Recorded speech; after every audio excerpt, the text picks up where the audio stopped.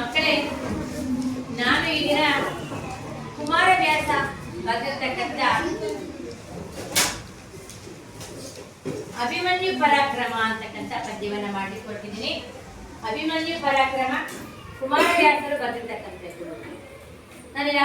ನಾನು ಕುಮಾರವ್ಯಾಸರ ಪರಿಚಯವನ್ನ ಆಲ್ರೆಡಿ ನಿಮಗೆ ಮಾಡಿದ್ದೀನಿ. ಕವಿ ಕೃತಿ ಪರಿಚಯ ಆಗಿದೆ. ಕುಮಾರವ್ಯಾಸರು ಭಾಮಿನಿ ಷಟ್ಪದಿಯಲ್ಲಿ ಈ ಒಂದು ಕವಿತೆಯನ್ನ ಬರೆದಿದ್ದಾರೆ. ಇದು ನಮ್ಮ ಗ್ರಂಥಗಳಲ್ಲಿ, ಹಿಂದೂ ಗ್ರಂಥಗಳಲ್ಲಿ ಮಹಾಭಾರತ, ರಾಮಾಯಣ, ಭಗವದ್ಗೀತೆ ಅಂತಕ್ಕಂಥ 3 ಪವಿತ್ರವಾದ ಗ್ರಂಥಗಳು ನಮಗೆ ಹಿಂದೂಗಳಿಗೆ. ಇದರಲ್ಲಿ ಮಹಾಭಾರತ ಅಂತ ಕರಿತೀವಿ.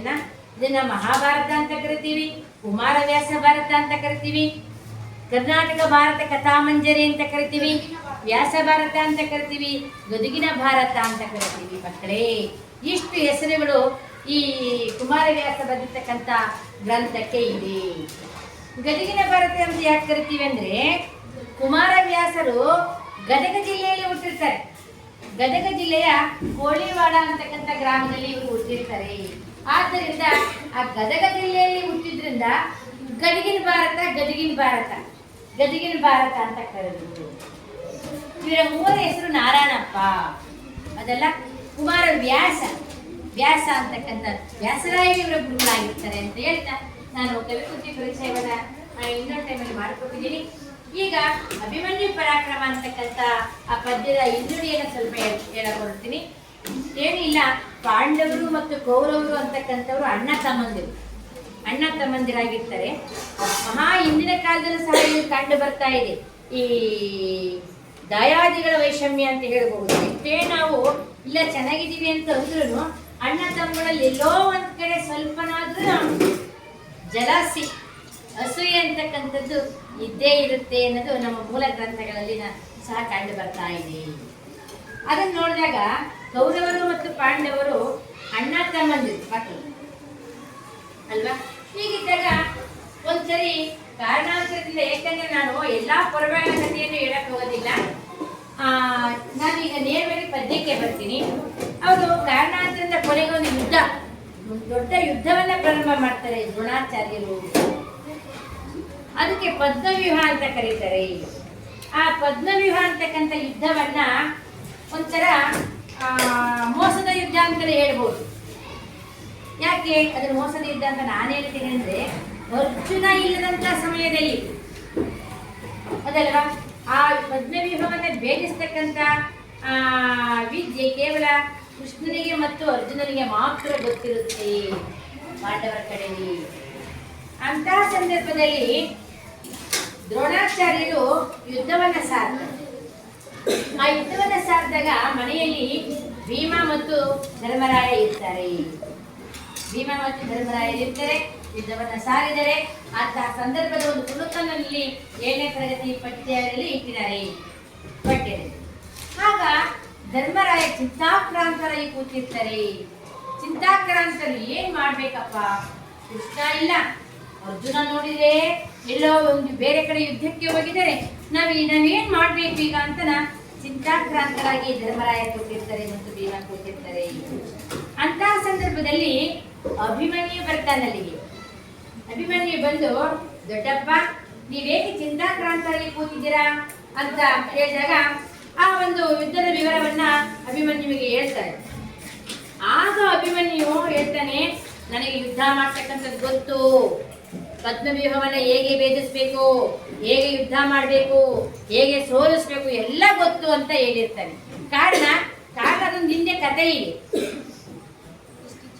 ಕೃಷ್ಣ ತನ್ನ ತಂಗಿ ಸುಭದ್ರೆಯನ್ನ ರಥದಲ್ಲಿ ಕುಂಡಿಸ್ಕೊಂಡು ಹೋಗ್ತಕ್ಕಂಥ ಸಂದರ್ಭದಲ್ಲಿ ಸುಭದ್ರೆ ತುಂಬು ಗರ್ಭಿಣಿಯಾಗಿರ್ತಾಳೆ. ಆಗ ಕೃಷ್ಣ ಕೇಳ್ತಾನೆ, ಬಹಳ ಬೇಜಾರಾಗುತ್ತೆ ನಮ್ಮ ಪ್ರಯಾಣದಲ್ಲಿ, ನಿನಗೊಂದು ಕಥೆ ಹೇಳ್ತೀನಿ ಅಂತ ಕೇಳ್ತಾರೆ ಕೃಷ್ಣ. ಆಗ ಅವನಣ್ಣ ಹೇಳು ಅಂತಾರೆ.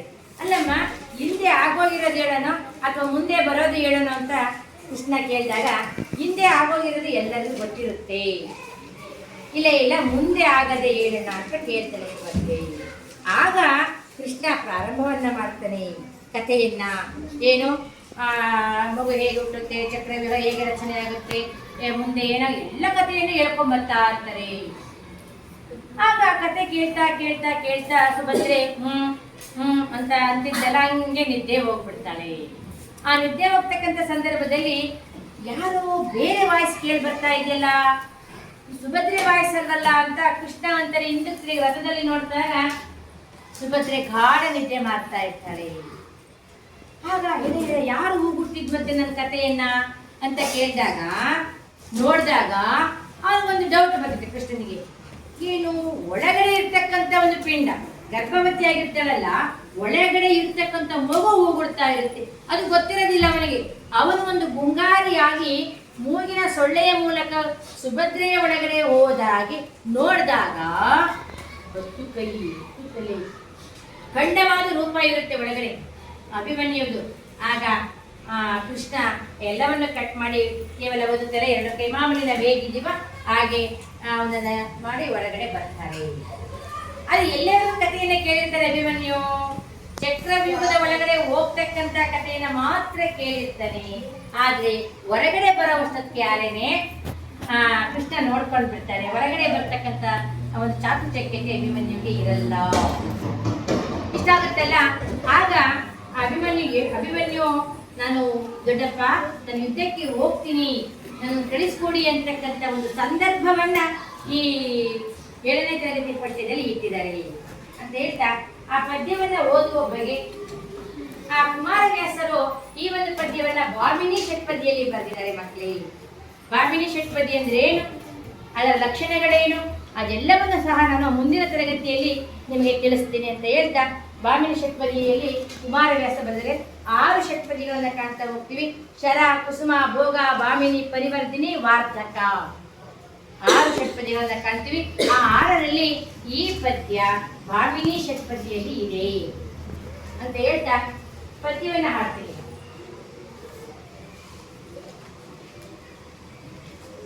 ಮಕ್ಕಳೇ, ಈ ಮಹಾಭಾರತದ ಒಂದು ಪದ್ಯವನ್ನ ಕುಮಾರವ್ಯಾಸರು ಬಹಳ ಸೊಗಸಾಗಿ ಇದನ್ನ ರೂಪಕಲಂಕಾರದಲ್ಲಿ ಬರೆದಿದ್ದಾರೆ.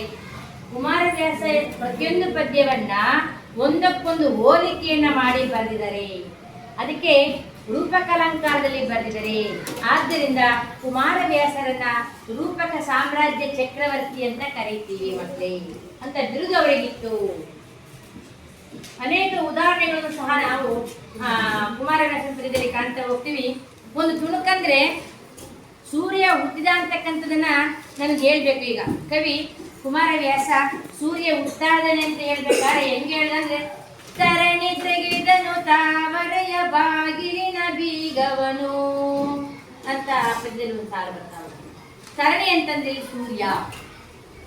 ಇಲ್ಲಿ ತಾವರೆಯ ಹೂವಿನ ಬಾಗಿಲನ್ನು ತೆಗೆದ ಅಂದ್ರೆ ತಾವರೆ ಹೂವು ಹರಡ್ತಾ ಇದೆ ಅಂದ್ರೆ ಸೂರ್ಯ ಹುಟ್ಟಿದ ಅಂತಕ್ಕಂಥದನ್ನ ನೇರವಾಗಿ ಹೇಳಲಾರದೆ ತರಣಿ ತೆಗೆದನು ತಾವರೆಯ ಬಾಗಿಲಿನ ಬೀಗವನು, ತಾವರೆ ಹೂವು ಹರಡಿತು, ಸೂರ್ಯ ಹುಟ್ಟಿದಾನೆ ಅಂತಕ್ಕಂಥದನ್ನ ಹೇಳ್ತಕ್ಕಂಥದನ್ನ ಈ ರೀತಿಯಾಗಿ ಹಾಡಿರ್ತಕ್ಕಂಥ ಪದ್ಯ. ಮತ್ತೆ ಇನ್ನೊಂದು, ಮಾರಿಗೌತಣವಾಯ್ತು ನಾಡಿನ ಭಾರತವು. ಇಡೀ ಯಾವಾಗ ಯುದ್ಧ ಸಾಕ್ತಾರಲ್ಲ ಆ ಯುದ್ಧದಲ್ಲಿ ಕೌರವರಿಗೆ ಸೋಲು ಆಗುತ್ತೆ, ಕಟ್ಟಿಟ್ಟ ಬುದ್ಧಿ ಅದಲ್ಲ, ಅದನ್ನ ಹೇಳ್ತಕ್ಕಂಥ ಸಂದರ್ಭ ಯಾವಾಗ ಹೇಳ್ತಾರೆ ಈ ವಾಕ್ಯವನ್ನಂದ್ರೆ ಕರ್ಣ ಹೇಳ್ತಕ್ಕಂಥ ಮಾತು. ಕೃಷ್ಣ ಕರ್ಣನನ್ನ ಕರೀಲಿಕ್ಕೆ ಹೋಗಿರ್ತಾರೆ. ಬಾ ತಾಯಿ ಕುಂತಿ ಮೂಲ ವೃತ್ತಾಂತವನ್ನ ಹೇಳ್ತಾರೆ, ಜನ್ಮ ವೃತ್ತಾಂತವನ್ನ ಕರ್ಣಂದ ಎಲ್ಲವನ್ನ ಹೇಳಿದಾಗ ಆಸ್ತಿಯ ಕರ್ಣ ಹೇಳ್ತಾನೆ, ಮಾರಿಗೌತಣವಾಯಿತು ನಾಳಿನ ಭಾರತವು. ಏ ಕೃಷ್ಣ, ನಾಳಿನ ಯುದ್ಧ ಮಾರಮ್ಮನ ಗುಡಿ ಮುಂದೆ ಕುರಿ ಕೋಳಿಯನ್ನು ಹೇಗೆ ಕರೀತಾರೋ ಹಂಗಾಗುತ್ತಪ್ಪ ಅಂತ ಕರ್ಣ ಹೇಳ್ತಕ್ಕಂಥ. ಈಗ ಸುಮಾರು ಪದ್ಯಗಳನ್ನು ನಾನು ಹಾಡ್ತಾ ಕೇಳಿದ್ದೀನಿ ಅಂತ ಹೇಳ್ತಾ ಈಗಿನ ಪದ್ಯವನ್ನು ಹಾಡ್ತಾ ಇದ್ದೀನಿ. ಮುಂದೆ ಬರೋಣ. ಇಲ್ಲಿ ಆ ಒಂದು ಸನ್ನಿವೇಶ, ಅಭಿಮನ್ಯು ಬರ್ತಾ ಇದ್ದಾರೆ, ಅಲ್ಲಿ ಚಿಂತಾಕ್ರಾಂತರಾಗಿ ಕೂತಿರ್ತಾರೆ ಧರ್ಮರಾಯ. ಜನಪನಂಗ್ರಿಗೆ ಮಣಿದು ಕೈ ಮುಗಿದು ಎನಗೆ ಬೆಸಸೈ ಬೊಪ್ಪ ತಾ ಬಲ್ಲೆನು ಮಹಾ ಹವದೊಳಗೆ ಪದ್ಮವ್ಯೂಹ ಭೇದನವಾ. ಮಕ್ಕಳೇ, ಜನಪನಂಗ್ರಿಗೆ ಮಣಿದು ಗಣಪನಂಗ್ರಿಗೆ ಮಣಿದು ಕೈ ಮುಗಿದೆ ನಗೆ ಬೆಸೈ ಬೊಪ್ಪ ತಾಬಲ್ಲೆನು ಮಹಾ ಹವದೊಳಗೆ ಪದ್ಮವ್ಯೂಹ ಭೇದನವಾ ಅನುವರವ ಗೆಲುವೆನೋ ಕೃತಾಂತನ ಮನಗೆ ಕಳುವ ಅಹಿತರನು ನೀನಿನಿತು ಚಿಂತಿಸಲೇಕೆ ಕಾಳ ಕಡುಗೆಂದ ಅಸುಳೆ ಹದಟಿನ ನುಡಿಯ ಕೇಳಿದು ನಸುನಗುತ ಧರ್ಮಜನು ಘನ ಪೌರುಷವು ನಿನಗುಂಟೆಂದು ಕಂದನ ತೆಗೆದು ಬಿಗಿದಪ್ಪಿ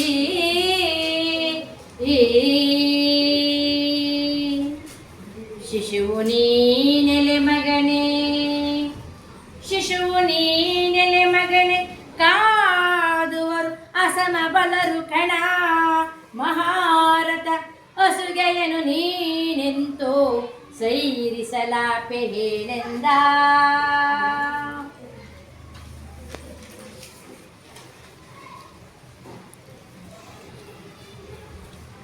ಬಿಡುಮರೀತೆಯ ತುರೆಗೆ ಹರುಗೋದಿಡುವರುಂಟೆ ಲೆಪ್ಪದುರಗನ ಹಿಡಿಯಲೇತಕ್ಕೆ ಗರುಡ ಮಂತ್ರವು ಚಪಲ ನೆನ್ನದಿರೋ ಕೊಡನ ಮಗನ ಕುಮಂತ್ರ ದುಡ್ಡಿನ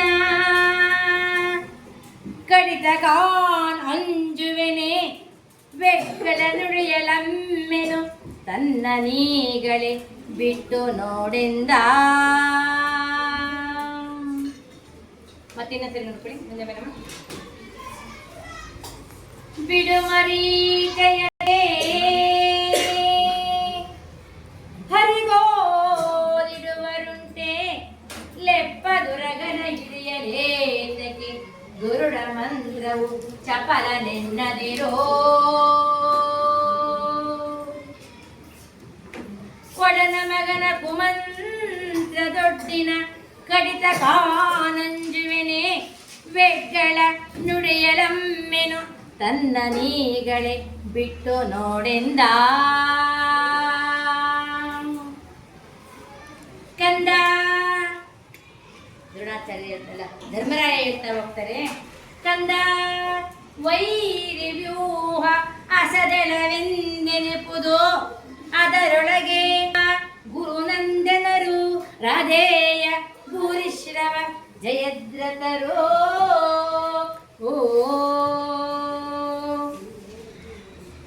ಧರ್ಮರಾಯ ಹೇಳ್ತಾರೆ ಸಾಮಾನ್ಯ ಅಲ್ಲದು ಹೇಮಾಹೇಮಿ ಇದರಲ್ಲಿ ಎರಡಿದರೆ ಕಂದ ವೈರಿ ವ್ಯೂಹ ಅಸದಳ ಹೇಳಲಿಕ್ಕೆ ಅಸಾಧ್ಯವಾಗಿರ್ತಕ್ಕಂಥದ್ದು ಅಲ್ಲಿ ಕೃಪ ಗುರುನಂದನರು ರಾಧೇಯ ಭೂರಿಶ್ರವ ಜಯದ್ರತರು ಇಂದುದರ ನಡಹಾಯ್ದರೊಮ್ಮಿಗೆ ಇಂದು ಮುಂದೆನಿಸುವರು ನೀ ಗೆಲುವ ಅಂದವೆಂತೈ ಸಮರವಿದು ಸಾಮಾನ್ಯವೆಲ್ಲೆಂದ ಇನ್ನೊಂದ್ಸರಿ ಮುಸ್ಲಿಂ ಇಂದುದರ ನಡಹಾಯ್ದರೊಮ್ಮಿಗೆ ಇಂದು ಮುಂದೆನಿಸುವರು ನೀ ಗೆಲುವ ಅಂದವೆಂತೈ ಸಮರವಿದು ಸಾಮಾನ್ಯವಲ್ಲೆಂದ